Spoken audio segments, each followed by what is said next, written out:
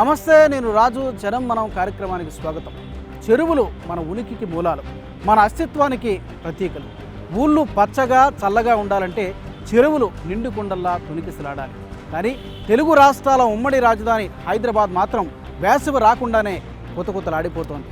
నిండు కుండలా ఉండాల్సినటువంటి చెరువులు కాస్త గుర్రపు డెక్కలతో నిండిపోయాయి. పక్షుల కిలకిల రావాలతో కలకలలాడాల్సిన చెరువులు కాస్త మురికి కూపాలుగా, మురికి గుంటలుగా మారిపోయాయి. దీనికి కారణం ఏంటి? రండి తెలుసుకుందాం ఇవాల్టి జనం మనం కార్యక్రమం.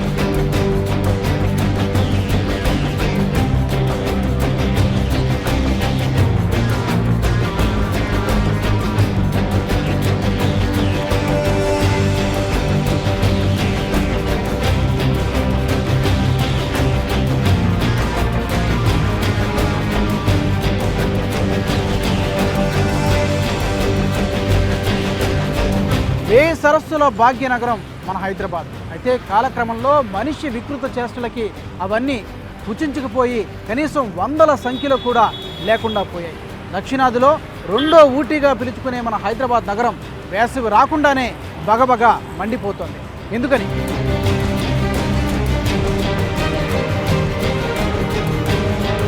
హైదరాబాద్ 1000 సరస్సుల నగరం. గతంలో ఇక్కడ అడుగడుగునా ఒక చెరువుండేది. చెట్లు, పుట్టలు, కొండలు, గుట్టలు, నీటి చెలమలు. ప్రకృతికి పర్యాయపదంలా ఉండేది నగరం. పొరుగుళ్ల నుంచి ఉదయాన్నే ఎడ్లబండిపై నగరానికి వచ్చి ఎక్కడ చెరువు కనిపిస్తే అక్కడ ఆగి భోజనం చేసి కడుపారా చెరువు నీళ్లు తాగి పనులు చూసుకుని తిరిగి వెళ్లేవారు. భాగ్యనగరపు గతకాల వైభవమది. నవాబుల ఏలుబడిలో చెరువుల పరిరక్షణ అద్భుతంగా సాగేది. ఎటు చూసినా మంచినీరే. హైదరాబాదులో 3245 చెరువులుండేవని చరిత్ర చెప్తోంది. ఓ చెరువు నుంచి మరో చెరువుకు గొలుసుకట్టు ఏర్పాటు ఉండేది. ఒక్క మాటలో చెప్పాలంటే వానచుక్కను ఒడిసిపట్టడంలో అప్పటి పాలకులు భేష్. కానీ ఇప్పుడు ఎటు చూసినా కాంక్రీట్ జంగిల్ తప్ప మరేం లేదు. ఉమ్మడి రాష్ట్ర ప్రభుత్వ హయాంలో చెరువులు, కుంటలు పాలకులు వారి తైనాతీల ఆక్రమణలకు వేదికలుగా మారిపోయాయి. రియల్ ఎస్టేట్ ప్లాట్లుగా మారిపోయాయి. కొన్నింటి రికార్డులు గల్లంతయ్యాయి. 1996లో అప్పటి ప్రభుత్వం తీసిన ఉపగ్రహ ఛాయాచిత్రాల ఆధారంగా నగరంలో 112 చదరపు కిలోమీటర్ల విస్తీర్ణంలో 932 చెరువులున్నాయని తేల్చింది. 2000 సంవత్సరంలో 25 ఎకరాలకు పైబడిన విస్తీర్ణంలో 169 చెరువులున్నాయని తేలింది. వీటి విస్తీర్ణం 90 చదరపు కిలోమీటర్లు కాగా వీటిలో కూడా చాలా వరకు అదృశ్యమయ్యాయి. 438 ఎకరాల విస్తీర్ణం కలిగిన 99 చెరువులు కబ్జా అయిపోయాయని ప్రభుత్వం అధికారికంగా ప్రకటించిన సంఖ్య.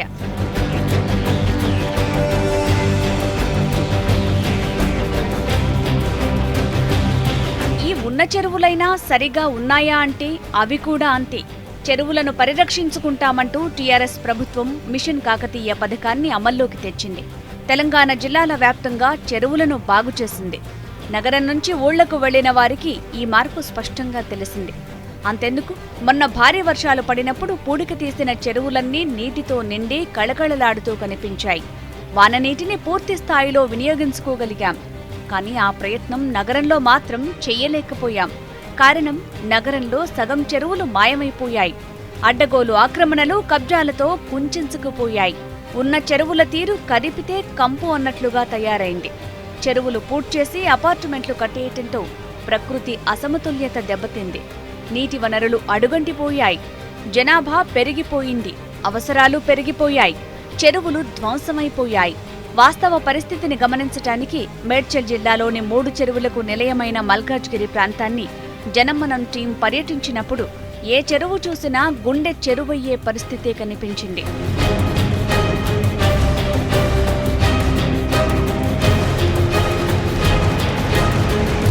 ఇప్పుడు మనం మల్కాజ్గిరిలోని ఆర్కేపురం చెరువు దగ్గర ఉన్నాం. ఒకప్పుడు 60 ఎకరాల విస్తీర్ణంలో ఉండేటువంటి ఈ చెరువు ఇప్పుడు మురికి గుంటలా మారిపోయింది. ఒక డంపింగ్ యార్డులా మిగిలిపోయింది. స్థానికుల బాధ్యతారాహిత్యం వల్ల మంచినీటి చెరువు కాస్త ఇప్పుడు ఒక మురికి గుంటలా మారిపోయింది. మొత్తం ఎండిపోయినటువంటి పరిస్థితి మనకు కనిపిస్తుంది. దీనికి ఎవరిని మనం తప్పుపట్టాలి?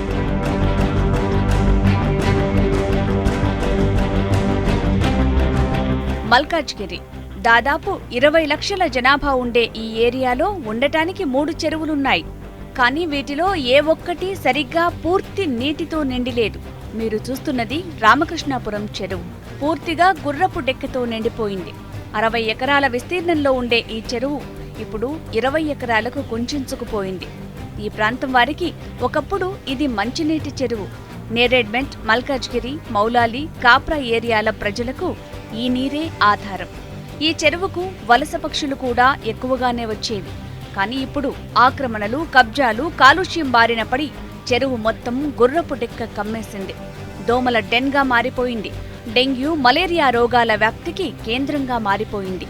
దోమల మధ్య, జంతు కళేబరాల మధ్య బతుకుతున్నామన్నది స్థానికుల ఆరోపణ.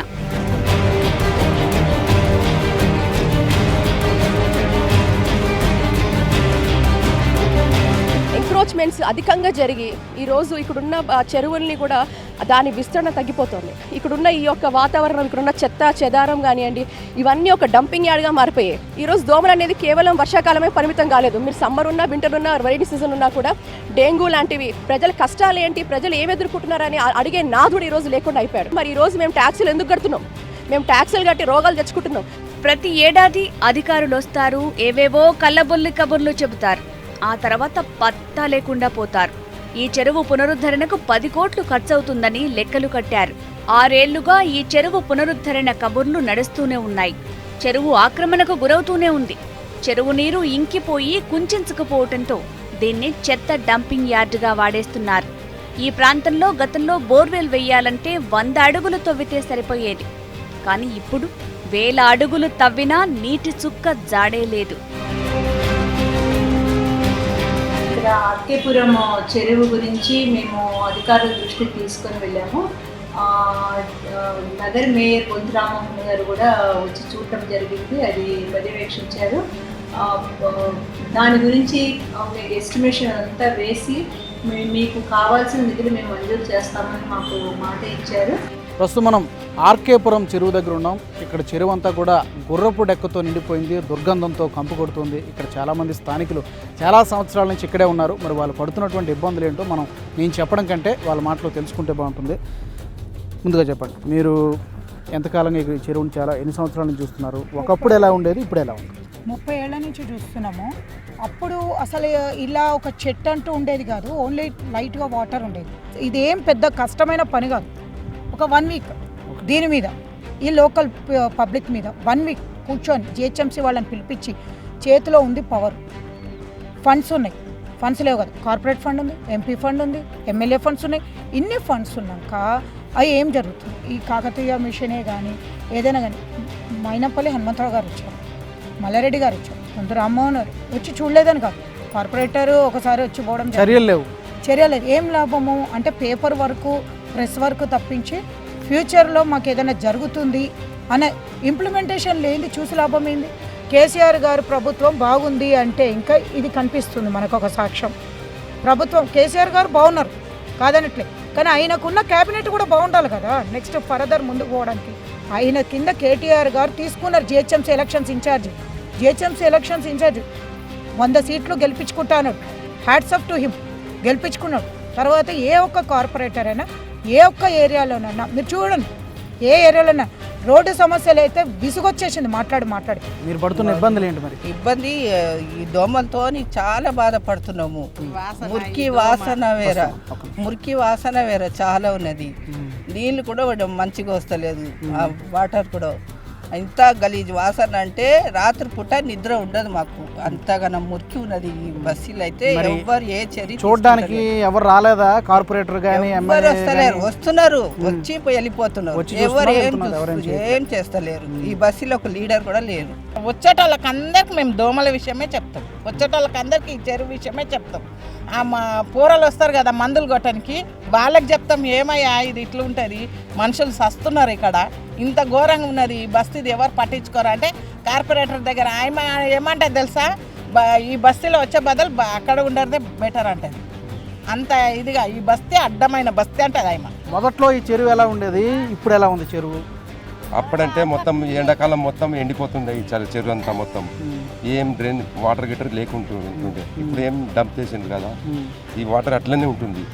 అందుకోసం ఇదంతా చెత్తలు పెరిగిపోయిందా? పెరిగిపోయింది. ఆ. దాని మంచిగా ఎవరు రారా క్లీన్ చేయడానికి? ఎవ్వరు రారు సార్. ఇప్పుడు మీరు ఏం చేస్తే బాగుంటుంది? ఇది ఒకటి గుర్రపటేకి క్లీన్ చేయాలి. ఫస్ట్ క్లీన్ చేసి అక్కడ నీళ్ళు వదవాలి సార్. అక్కడ తుంకట్ట మొత్తం బంద్ చేసిర్రు.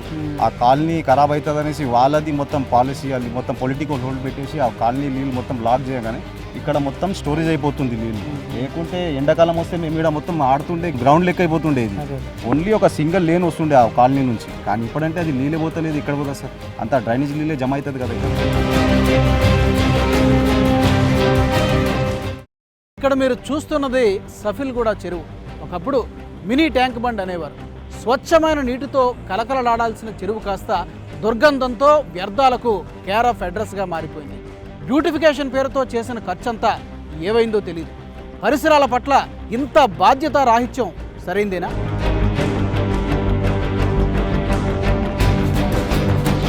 ఓల్డ్ నేరేడ్మెట్లో ఉన్న ఈ చెరువును నడిమి చెరువు అని కూడా పిలుస్తారు. దీన్ని ట్యాంక్ బండ్ మోడల్లో నిర్మించారు కాబట్టి దీనిని మినీ ట్యాంక్ బండ్ అని కూడా పిలుస్తారు. ఉదయం వేళ వాకర్లు, జాగర్లు కూడా ఇక్కడ కనిపిస్తారు.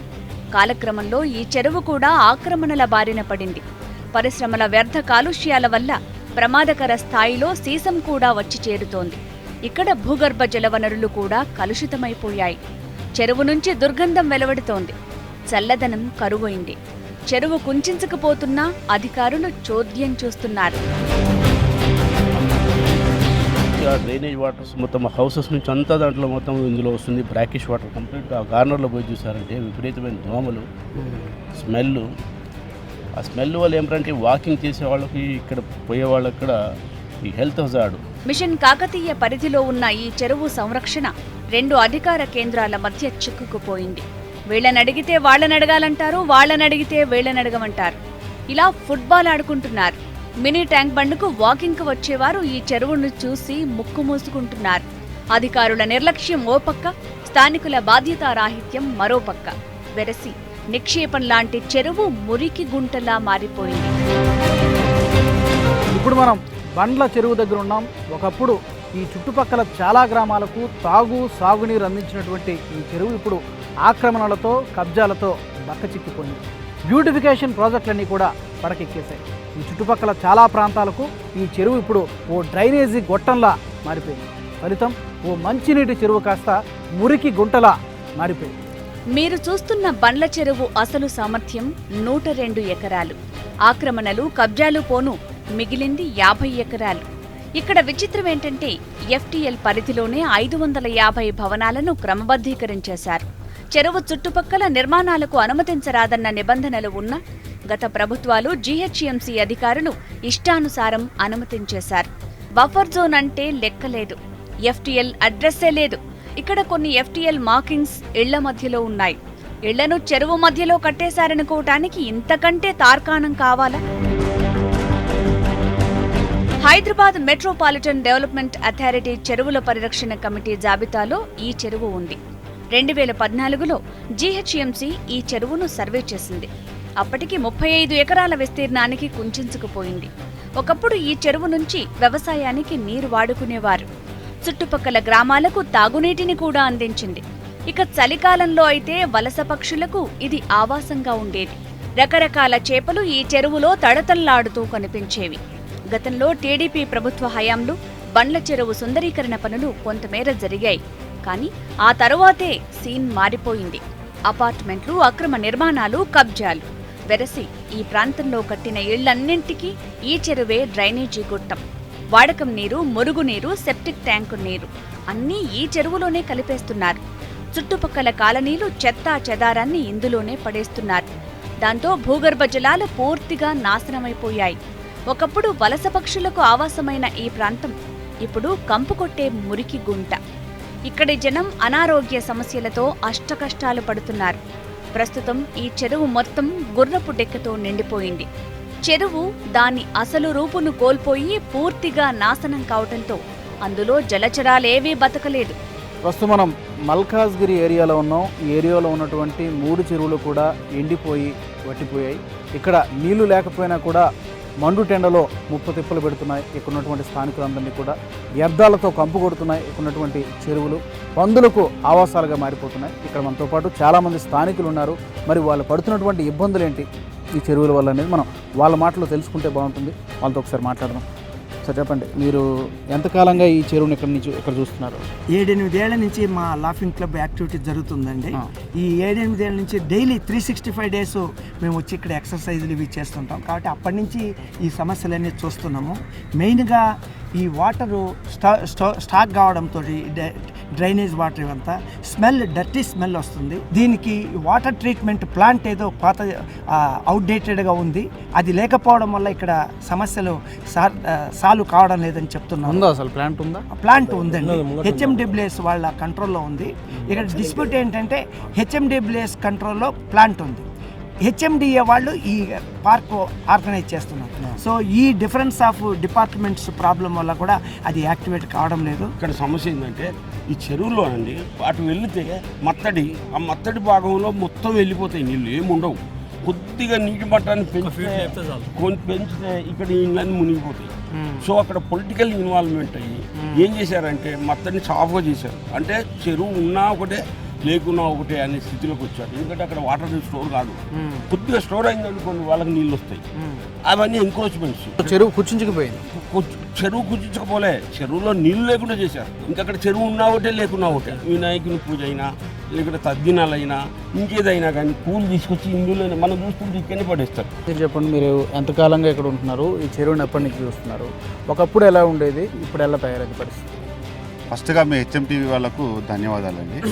మేము 18 years 20 years నుంచి ఇక్కడే ఉన్నాము. చిన్నప్పటి నుంచి నేను ఈ చెరువు చూస్తున్నాను. ఇలా లేదు, ఇప్పుడు ఈ విధంగా తయారైంది. అయితే మేము లాఫింగ్ క్లబ్లో మేము 250 మంది మెంబర్స్ ఉన్నాము. మేము వచ్చేది ఎందుకంటే మా చెడిపోతున్న ఆరోగ్యాన్ని కాపాడుకోవడానికి, మంచిగా చేసుకోవడానికి ఇక్కడికి వస్తాము. కానీ ఇక్కడికి వచ్చిన తర్వాత చూస్తే ఇక్కడ పరిస్థితులను, ఇక్కడ వాతావరణాన్ని చూస్తే మా ఆరోగ్యం ఇంకా పాడైపోతుందేమోనన్న భయం వేస్తుంది. ఇక్కడ స్థానికంగా కార్పొరేటర్స్ ఉంటారు కదా. అవును సార్. దీని గురించి ఏమైనా పట్టించుకుంటున్నారా? ఎప్పుడైనా వచ్చి చూసారా? కనీసం వాళ్ళు చూస్తారు, పోతారు, చూస్తుంటారు, వెళ్తుంటారు. ఇప్పుడు చూడండి, ఒక చిన్న ఎగ్జాంపుల్ చెప్తాను. అక్కడ ఆల్రెడీ ఒక ప్లాంట్ ఉంది, ఏది వాటర్ ప్యూరిఫై ప్లాంట్. వాళ్ళ దగ్గరికి వెళ్ళామనుకోండి, ఇది మాది కాదండి, వాటర్ డిపార్ట్మెంట్కి వెళ్ళాలంటారు.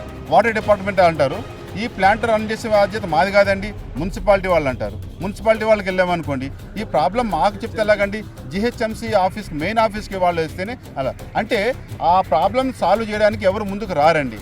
మీ మీదంటే నేనంటే ఈయనంటే ఇంకొక ఆయన, వాళ్ళు ఎస్కేప్ అయిపోతున్నారు. కానీ మెయిన్ ఆ ప్రాబ్లం సాల్వ్ చేయడానికి ఎవరు ముందుకు రావట్లేదండి. ఎస్కేప్ కావడానికి ఎన్నో మార్గాలు ఉంటాయి, కానీ చేయడానికి మాత్రం ఎవరు ముందుకు రావట్లేదు. ఇన్ని దోమలంటే విపరీతమైన దోమలండి. ఇట్లా పైన ఒక గొడుగులాగా తయారైతాయి. అసలు మనం వాకింగ్ చేయలేం సాయంత్రం పూట. అవి ఈగల దోమల ఏ అని మాకు అర్థం కాదు. అంత విపరీతంగా ఎవరు ఫాగింగ్ దీది కొట్టడం కానీ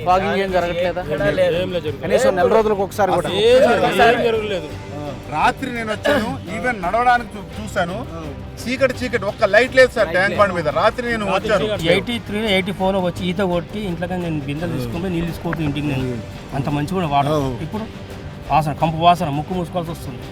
అంత వాసన పట్టించుకుని నాదు లేడు వాడు. సాయంత్రం కూడా గాయం వస్తుంది, ఇట్లా వేసిపోతుంది, ప్యాకెట్ వేసిపోతుంది. అమ్మ ఎవరు వాళ్ళు? స్థానికులే, మన స్థానికులే. అదేం తప్ప వాళ్ళేం తప్ప, మన స్థానికులు. అక్కడ ఏకన్నా అంటే ఆడ వేస్తారండి. మీకేందంటారు? జిహెచ్ఎంసీ వాళ్ళు ఏం చెప్తారు, దోమలు అన్నీ వస్తుంటాయి, మీరు అన్ని ఇళ్లలో నీళ్లు ఉండకూడదు. వాళ్ళే పెంచుతున్నారు దోమలు. వాళ్ళని పెంచి మా మీదకి వదులుతూ ఉంటే మేము ఎవరికి చెప్పుకోవాలా? మళ్ళీ జిహెచ్ఎంసీ డిప్యూటీ కమిషనర్ గారు వచ్చారు, మాకు స్వచ్ఛ భారత్ మంచి రేటింగ్ ఇవ్వండి అన్నారు. నాకైతే ఎక్కడ కాలాల్లో అక్కడంతా కాలిపోయింది.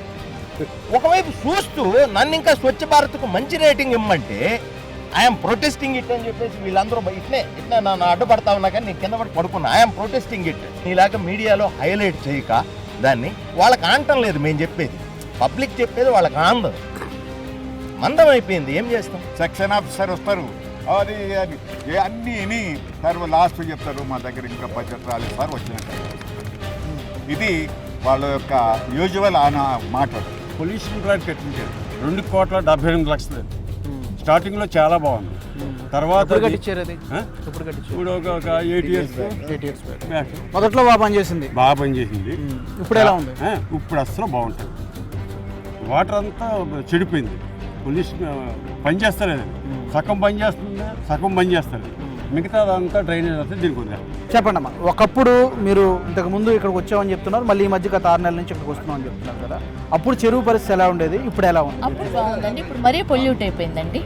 అందరూ వచ్చి చెత్త వేయటము అవన్నీ చేస్తున్నారు. కొంచెం అవంతా కొంచెం మనం కేర్ తీసుకోవాలి. पार्क मेंटेनेंस अच्छा है, लेक मेंटेनेंस अच्छा नहीं, और वाटर ट्रीटमेंट प्लान का भी कैपेसिटी बढ़ाना, रात में लाइट का प्रबंध कर लेना, और जो एंटी सोशल एलिमेंट्स है उन पर भी वॉचमैन लोग ज़्यादा श्रद्धा नहीं दे रहे हैं. చెరువు ఫ్లోటింగ్ లేదు, అసలు ఫ్లోటింగ్ చేయాలి ఫస్ట్. ఫ్లోటింగ్ లేదు. ఇంకోటి ఏంటంటే మురికి వాసన, నాసు వాసన వస్తుంది మొత్తం. ఫ్యామిలీతో వచ్చి కూర్చుందాం, ఎప్పుడైనా కూర్చున్నాం, ఏమైనా గాలంలో కూర్చున్నామంటే కంపోస్ట్ వాసన. ఈవినింగ్ మీరు వచ్చినట్టు వల్ల ఇక్కడ ఈ వాసన తట్టుకుంది. మిషన్ కాకతీయ చెరువులకు గత వైభవాన్ని కల్పించే ఓ మహత్తర యజ్ఞం.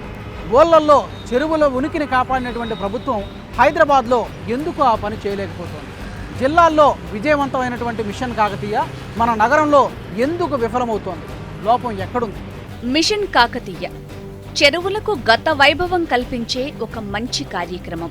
టీఆర్ఎస్ ప్రభుత్వం వచ్చాక అత్యంత ప్రతిష్టాత్మకంగా ఈ కార్యక్రమాన్ని చేపట్టింది. మంత్రులే స్వయంగా పలుగుపారా పట్టి చెరువుల పూడికలు తీశారు. ఫలితం జిల్లాల్లో చెరువులు నీటి కుంటల్లా కళకళ్లాడాయి. చెరువుల పూడిక తీసి గట్లు కట్టడంతో వాననీరు చక్కగా నిల్వ ఉంటోంది.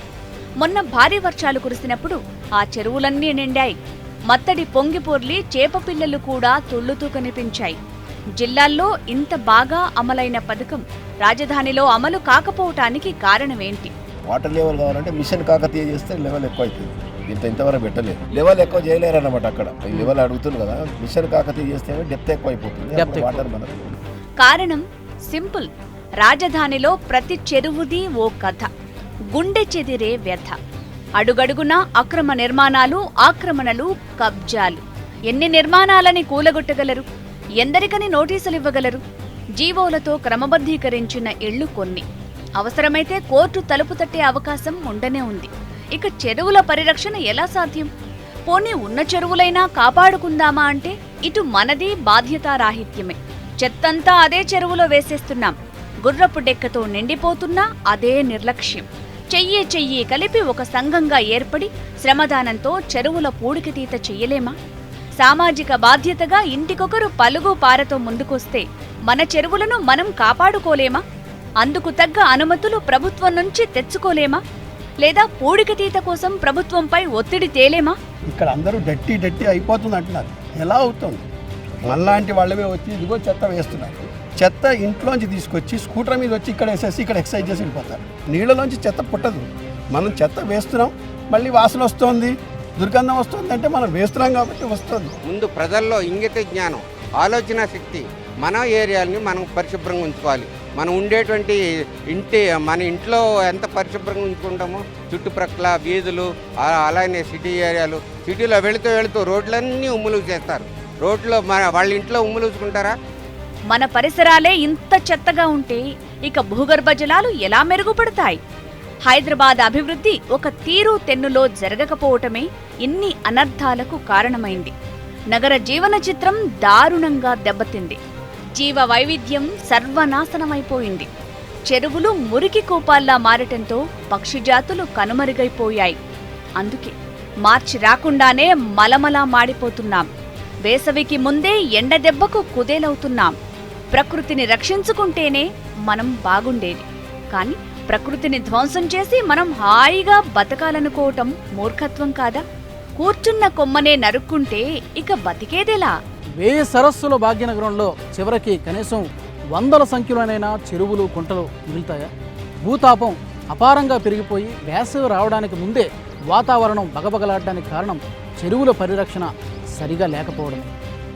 ఎండిపోయినటువంటి చెరువుల్ని పునర్వైభవం కల్పించడానికి ప్రభుత్వానికంటే కూడా పౌరుల బాధ్యతే ఎక్కువ ఉంది. బతుకునిచ్చినటువంటి ప్రకృతిని బతకనిద్దాం. చెరువుల పరిరక్షణలో ఒక పౌరుడిగా మన బాధ్యతను మనం నెరవేరుద్దాం. అలా జరగాలని మనం కోరుకుందాం. ఇది ఇవాళ జనం మనం కార్యక్రమం. వచ్చే వారం మరో ఎపిసోడ్లో మళ్ళీ కలుద్దాం.